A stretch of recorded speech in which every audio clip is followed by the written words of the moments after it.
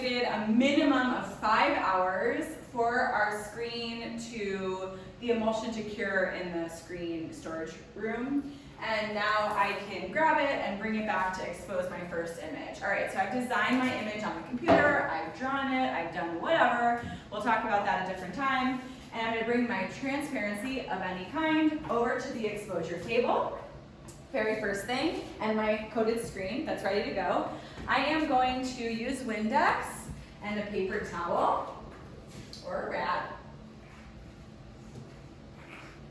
And I'm going to make sure that I clean the glass surface before I start. We're going to do it again when we leave, and hopefully every single one of your classmates is going to do the same. But just in case, you never know, if there's some kind of residue, tape still stuck on the glass, any number of things that could get on the surface could affect your results of exposing. So we want to just make sure that this glass is very clean and very clear. All right. So make sure it's very dry too. Sounds good. Okay. So screen printing is a little bit different than a lot of other print processes in that we are not going for the mirror image. What you see on your transparency, looking at it the right way, is exactly the way that it's going to be printed. So I'm going to make sure that it's face up. If there's text, I can read the text. If it's an image, I'm looking at it in the right way. And I'm going to take some tape, Scotch tape. Get 2 little pieces. And I'm going to tape down my transparency on top and bottom. Okay, there is a vacuum involved in this light table, and sometimes the transparency can move around, and then you want it to be exactly on your screen in the placement that you want. Okay, so making sure to put my screen face down, so flat side down against the glass. And if you come closer, you'll be able to see through the emulsion my image. Don't worry about the images from past times of using the screen. Those are just shadows. And I'm going to try to center it on my screen as best I can. Some of you might have XY axis on your screen and know exactly where the center is, but just eyeballing it for your first print is fine. Here's a tiny rope. This is going to help release the vacuum, and I'm going to put it inside the frame of your screen. Okay, so it's just going to kind of make the jump over the edge and go inside the frame. I'm going to close the lid, creaky lid of the light table. This thing is an amazing piece of machinery. It's been around at CIA for a very long time, and it definitely needs our love and support and respect. So we're going to be very gentle and careful with our light table. Oops. Go ahead and close both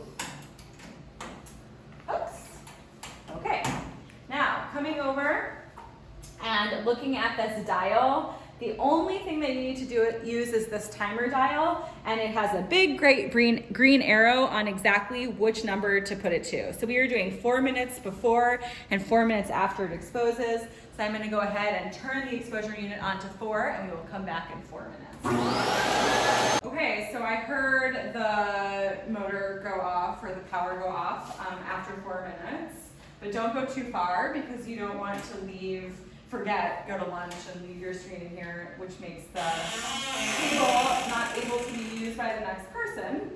I'm going to open it up, take the cord away, take a look, grab my screen. You can see like a faint ghost of my image, but I can't see too much yet until I rinse away the emulsion.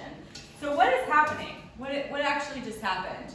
So what happened is the emulsion is soft, right? Still, even though it's dry, it's soft. And the light comes through and hardens the emulsion.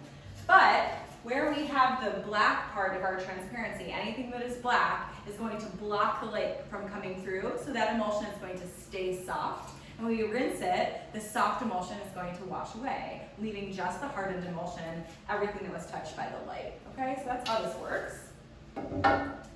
But don't forget your transparency. And make sure you take your tape and your transparency. I usually take this opportunity to throw my tape away You never know if you need your transparency again. I always keep mine, so don't throw it away. And one more, spray of Windex. Got some paper towels. The general principle in printmaking is that you want to leave any space cleaner than when you found it, okay? So cleaning is a big part of this process, and all print processes, and really lots of artistic processes, so it's a good habit to form. See? Tape. Come on. All right. So,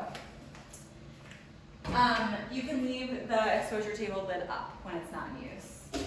We're going to take our screen and go ahead and rinse it out. So we have come back into the sink area. I'm going to lean my screen at an angle against the back wall, and now I'm going to spray. This is going to be loud, but just bear with me. We're waiting until the soft emulsion starts to fall away from the screen.